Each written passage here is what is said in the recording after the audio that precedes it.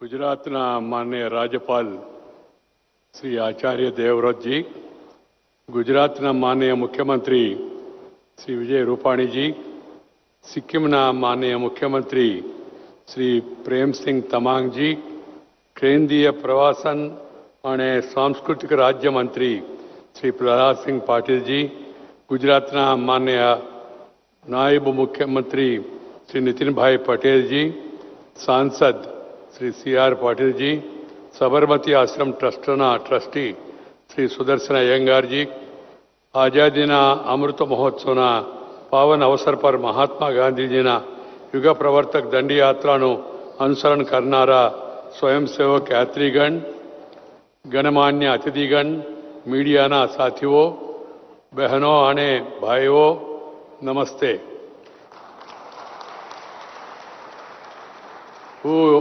ऐतिहासिक स्थले आप सौने साथे आवीने खुश छू।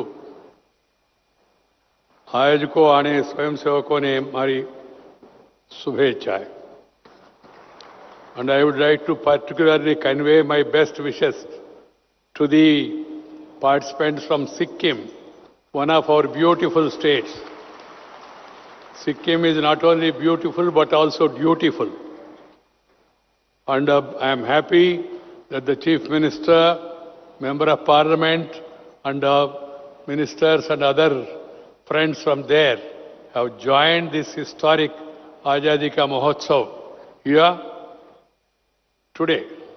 I am particularly happy about the way the Chief Minister for Sikkim spoke and also gave a call for national integration and then the contribution made by Sikkim. हमारी आज़ादी के 75 वर्ष पूरे होने को आए हैं। आज़ादी राष्ट्र के इतिहास में अमृतमय घटना थी, जिसको याद करने के लिए आज हम अमृत महोत्सव मना रहा है। इस 75 वर्षों के दौरान देश के नागरिकों ने अपनी प्रतिभा और पुरुषार्थ से राष्ट्र के लिए अमृत का मंथन किया है। यह अमृत महोत्सव उनकी उपलब्धियों का गौरव करने लायक है। यह महोत्सव हमारा स्वाधीनता संग्राम के नायकों के त्याग और तपस्या के प्रति कृतज्ञ सम्मान प्रकट करने के लिए है। यह महोत्सव उनके द्वारा स्थापित राष्ट्रवादी आदर्शों को प्रति खुद को समर्पित करने के लिए है। उनके सपनों का भविष्य के नए भारत का निर्माण करने के लिए है। इस महोत्सव का शुभारंभ इस वर्ष 12 मार्च को प्रधानमंत्री श्री नरेंद्र भाई ने किया है। राष्ट्रपिता की दंडी यात्रा के 51वें वार्षिक समारोह पर इस ऐतिहासिक घटना की स्मृति में सबरमती आश्रम से इस पदयात्रा की शुरुआत की गई। 25 दिन की यह पदयात्रा आज संपन्न हुई। इस दौरान लगभग 325 किलोमीटर पदयात्रा करने वाले 81 स्वयंसेवी कार्यकर्ताओं का हार्दिक अभिनंदन करता हूं। इस शुभ अवसर पर 1930 में महात्मा गांधी जी के साथ चलने वाले उन हजारों भारतीय वासियों को प्रति नतमस्तक हूं, जो देश के विभिन्न हिस्सों से आए और महात्मा गांधी जी के नेतृत्व में इस यात्रा में शामिल हुए। दंडी यात्रा में भाग लेने वाले अधिकांश पदयात्री 40 वर्ष से कम आयु के युवा ही थे। इस प्रकार महात्मा जी के इस पदयात्रा ने बड़े पैमाने पर युवाओं का अहिंसक स्वाधीनता आंदोलन में जोड़ा है। उस समय यह नहीं, दंडी यात्रा की प्रेरणा से देश के विभिन्न भागों में स्थानीय स्तर पर नमक सत्याग्रह किए गए हैं, जिसमें बड़ी संख्या में महिलाओं ने भी भाग लिया है। ओडिशा में रमा देवी, सरला देवी जी के नेतृत्व में स्थानीय महिलाओं ने नमक सत्याग्रह किया। तमिलनाडु में चक्रवर्ती राजगोपालाचारी जी के नेतृत्व में वेदारण्य में नमक सत्याग्रह की, जिसमें लक्ष्मीपति ने गिरफ्तारी दी। स्वयं गांधी जी ने दंडी के निकट धरसाना साल्ट वर्क पर प्रदर्शन करने का आह्वान किया, जिसका नेतृत्व कस्तूरबा जी तथा सरोजिनी नायडू ने किया। इस अवसर पर मैं उन सभी विभूतियों की पुण्य स्मृति को सादर नमन करता हूं। बहनों और भाइयों, नमक सत्याग्रह ने हमारा स्वाधीनता आंदोलन की नया दिशा दी। यह गांधी जी के राष्ट्रवादी चिंतन का सबसे महत्वपूर्ण प्रयोग था। देश भर में साइमन कमीशन के विरुद्ध आक्रोश था, जिसका प्रतिक्रिया में नेहरू रिपोर्ट पारित की गई, जिसमें भारत के लिए डोमिनियन स्टेटस की मांग की गई थी। अंग्रेजी सरकार द्वारा डोमिनियन स्टेटस पर भी आश्वासन न दिए जाने पर दिसंबर 1929 को लाहौर अधिवेशन में पूर्ण स्वराज्य की घोषणा कर दी गई थी। 26 जनवरी 1930 को 26 जनवरी 1930 देश भर में प्रथम स्वतंत्रता दिवस का तिरंगा फहराए गए। शराबीबंदी, छुआछूत को समाप्त करने का शपथ ली गई। स्वदेशी अपनाने और सांप्रदायिक सौहार्द कायम रखने की शपथ ली गई। इस श्रृंखला के अगली कड़ी था नमक सत्याग्रह। इस सत्याग्रह को विश्व भर की प्रेस ने प्रचारित किया था। 1931 में अमेरिका के प्रसिद्ध टाइम पत्रिका ने गांधी जी को मैन ऑफ द ईयर घोषित किया है। 25 दिनों तक की लगभग 385 किलोमीटर की यात्रा के दौरान गांधी जी 22 स्थानों पर रुके और वहां के स्थानीय समुदायों को संबोधित किया है। उनके संबोधन में समाज में छुआछूत का विरोध, सांप्रदायिक सौहार्द, स्वदेशी जैसा विषय उठाए जाते थे। 79 सत्याग्रहियों से शुरू हुआ दल दंडी पहुंचते कई किलोमीटर लंबा अभियान बन गई। उनके लिए नमक सत्याग्रह आम नागरिकों को स्वाधीनता आंदोलन से जोड़ने का एक माध्यम था। 2 मार्च 1930 को इरविन को लिखा उनका पत्र एक महत्वपूर्ण दस्तावेज है, जिसमें वे भारत में अंग्रेजी शासन को अभिशाप बताते हुए उनका आर्थिक और करनीति की कड़ी आलोचना करते हैं, लेकिन अपने विरोधी के प्रति भी आदर पूर्वक अपनेपन की भाषा प्रयोग गांधी जी पत्रों के विशेषता है। अपने पत्रों में इरविन को डियर फ्रेंड लिखकर संबोधित करते हैं।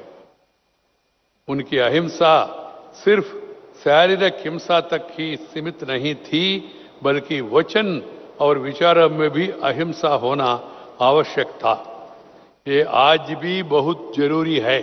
हम लोग आपस में एक दूसरे के बारे में आलोचना करते हुए या उल्लेख करते हुए प्रेम पूर्वक, क्योंकि हम सब लोग भारत का नागरिक है, भाई और बहन है।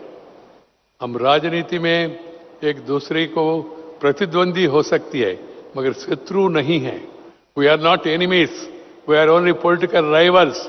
We have to understand this and we have to keep it in mind. We have to respect the people's mandate. We have to respect our rivals. We have to respect other political parties. One party may rule one time, other party may rule some other time, but we are all Indians. We are all wedded to the development of this country. Keeping this in mind, we should respect each other. We should standards in public life. We should learn from Gandhiji. Irvin was a foreign ruler, but still Gandhiji called him Mitra. That is the सभ्यता और संस्कार भारतीय नागरिकता। ये आदि काल से, वेद काल से, पुण्य काल से पुराणों ने जिया और दिया, हमको विरासत में मिला।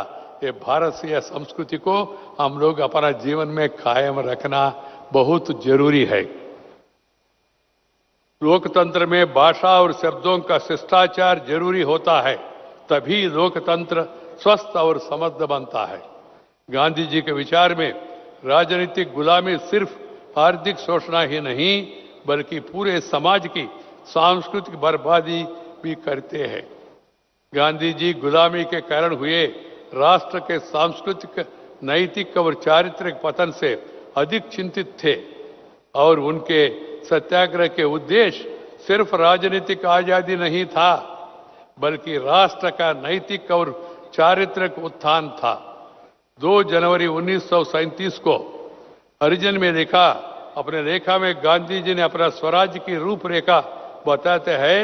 वे स्वराज का एक वर्ग खींचते हैं जिसका एक छोर पर भी राजनीतिक आजादी है, तो दूसरी छोर पर आर्थिक आजादी, तीसरी छोर पर सामाजिक नैतिकता है और चौथे धर्म का स्थान सबसे महत्वपूर्ण है।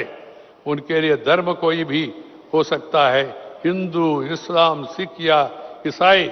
उनके अनुसार परिस्थितियों के बिगड़ने पर वर्ग अपना आकार खो देगा। गांधी जी का स्वर्ग गरीब का स्वराज है।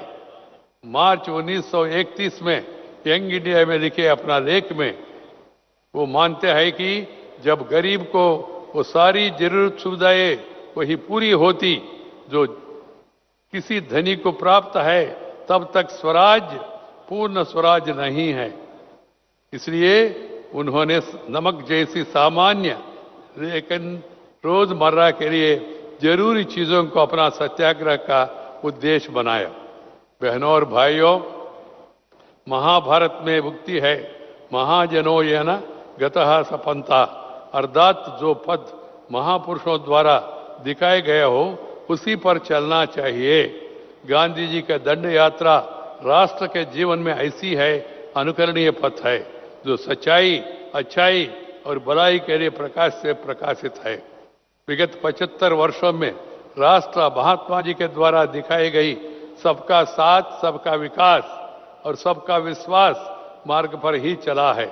इस मंत्र में दंडी यात्रा का आदर्शों का अनुसरण किया गया है। 1947 का भारत आर्थिक रूप से विपन्नता, धार्मिक विभाजन से समाज की एकता को तोड़ दिया था। संप्रभुता पर आक्रमण हुआ था। राजनीतिक रूप से देश रियासतों में बटा हुआ था। विगत 75 वर्षों में हमने देश का एकता और अखंडता को सुदृढ़ किया है।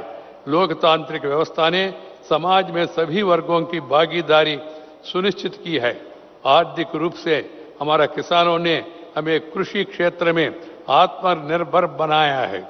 We should feel proud of our farmers और किसान्स in spite of so many negatives happening during this corona. One sector which has withstood and then provided a record production of food grains, that is the agriculture sector. इसलिए मैं कहता हूं, doctor, nurse या sanitary या security वाले वो they are frontline warriors, no doubt, but first among them are the kisans. Farmers are the most frontline warriors,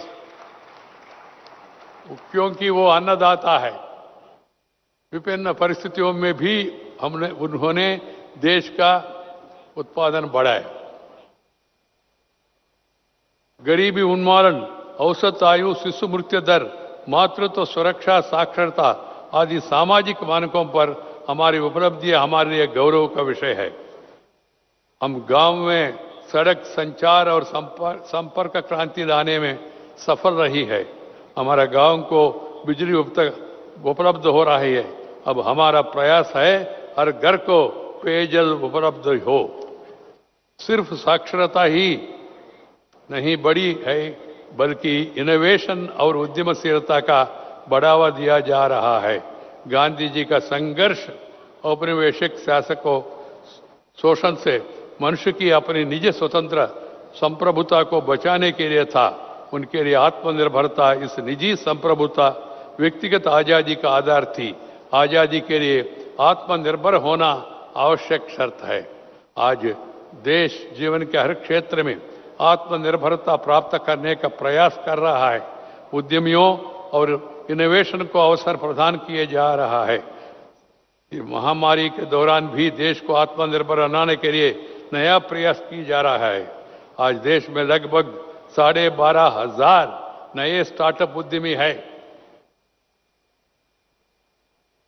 करों में छूट के अलावा कुछ चुने हुए उद्योगों का राजकोष से सहायता प्रदान की जा रहा है। इन सभी कदमों से देश में विदेश निवेश भी बढ़ा है। यह ध्यान रखना जरूरी है कि आज हमें एक सशक्त, संप्रभुता पूर्ण स्वतंत्र राष्ट्र है। हमें विदेश पूंजी निवेश, विदेश टेक्निक से आशंकित नहीं होना चाहिए, बल्कि आत्मविश्वास के साथ उसे अपनाना चाहिए। यह हमारा अपना स्वतंत्र नीतिगत निर्णय है। आज विभिन्न अंतर्राष्ट्रीय रेटिंग एजेंसियां भारत को आर्थिक प्रगति को लेकर आशान्वित है। विदेशी कंपनियां भारत में निवेश के लिए उत्सुक है। कोरोना काल में भी यद्यपि हमने कुछ सीमा तक लोगों ने निजी आजादी खोई, फिर भी इस चुनौती ने हमें आत्मनिर्भरता का नई पाठ भी पढ़ाया है। टेस्टिंग इंफ्रास्ट्रक्चर से लेकर पीपीई किट, वेंटिलेटर और दवाइयों का निर्माण देश में ही बड़े पैमाने पर किए गए। रिकॉर्ड समय पे हमारे वैज्ञानिकों ने नया वैक्सीन विकसित भी किए और बड़े पैमाने पे वैक्सीन का उत्पादन किया जा रहा है। देश भर में 7 करोड़ से भी अधिक टीका लगा जा चुके हैं। विगत 1 साल में चिकित्सा का क्षेत्र में हमारा आत्मनिर्भरता बढ़ने का कारण ही यह संभव हो सका है। वसुधैव कुटुंबकम अपने सनातन आदर्श को अनुरूप हमारी आत्मनिर्भरता का अर्ध विश्व व्यवस्था से कटना नहीं है, बल्कि विश्व का कल्याण है। आज वैक्सीन मैत्री को तहत भारत 53 से भी अधिक देशों, विशेषकर पड़ोसी देशों और विकसित देशों का वैक्सीन उपलब्ध करा रहा है। ये हमारे लिए गर्व का बात है। वर्ल्ड हेल्थ ऑर्गेनाइजेशन ने भारत वैक्सीन को उत्पादन क्षमता को विश्व के लिए जरूरी बताया है। यह संतोष का विषय है कि चुनौतियों के इस समय भी देश गांधी जी के नैतिक दर्शन का अनुसरण कर रहा है, जिससे विश्व में हमारी प्रतिष्ठा बड़ी है। अमृत महोत्सव स्वाधीनता आंदोलन की आदर्शों का पृष्ठभूमि में यही उपलब्धियों का अंकलन करने का भी अवसर होगा। अमृत महोत्सव के 5वें स्तंभ है आजादी का आंदोलन। आजादी idea at 75, achievements at 75, action at 75 तथा रिजॉल्व एट 75। मुझे विश्वास है कि विगत दशकों में देश उपलब्धियों हमारा राष्ट्र नायकों की अपेक्षाओं का अनुरूप रहे ही हमारी आजादी उनके संघर्ष की पुण्य विरासत है, जिसमें संरक्षित रखना है और बढ़ाना है। विश्वास करता हूं इस अवसर पर हम इंडिया 2047 को तहत हमारे आजादी के 100 वर्ष होने पर एक नया भारत की रूपरेखा भी तय करेंगे और आगामी 25 वर्षों में उसी पूरा भी करेंगे। My dear brothers and sisters, our Prime Minister Sri Narendra Bhai flagged off the Azadi Ka Amrita Mahotsav, a 75-week festival to commemorate the 75 years of independence from Sabarmati Ashram on March 2nd, 2021. He launched a festival that celebrates the rapid strides India has taken in the past 75 years. India is moving ahead. Now world is respecting and recognizing India. Everywhere India is being recognized. Thanks to the leadership of our Prime Minister, Sri Narendra Bhai Modi, and the efforts of all the state government, irrespective of political parties, we all have to work together, work hard, and then see to it that we remain wedded to the ideals of our freedom movement and also follow the values, the moral character of our nation. My heart swells pride as I join today to be part of this concluding ceremony to mark the completion of this ceremonial event. Often while tracing the history of nation's journey, we come across watershed movements which alter the course of flow of events. Mahatma Gandhi's celebrated Salt March marks one such a defining milestone which stands out as the iconic example of Bapu's non-violent call for civil disobedience against the British rule. As we celebrate our achievements and prepare for the challenges in our development journey, the message of iconic leaders like Gandhiji and Sardar Patel provides us the inspiration to work together to build an India we are all dreaming of. It is an India which our freedom fighters and constitution makers have dreamt of it. It is an India which has been built by successive governments. It is Ek Bharat, Shrestha Bharat, One India and the best India. It is a healthy, literate, educated, self-reliant India. It is an India that celebrates its rich, diverse cultural heritage.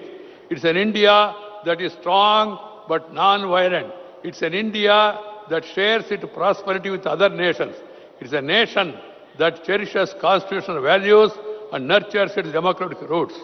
Embodied in our constitutional values, a deep commitment to development and welfare of our people.